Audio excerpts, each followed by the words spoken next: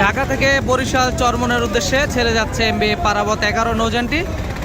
এর আগে 4টি নৌযান বরিশালের রিজার্ভ ট্রিপ নিয়ে ছেড়ে গেছে এবং রিজার্ভ ট্রিপের আরও একটি নৌযান বাকি আছে এখনও ছেড়ে যাওয়ার জন্য, সুরভি 7।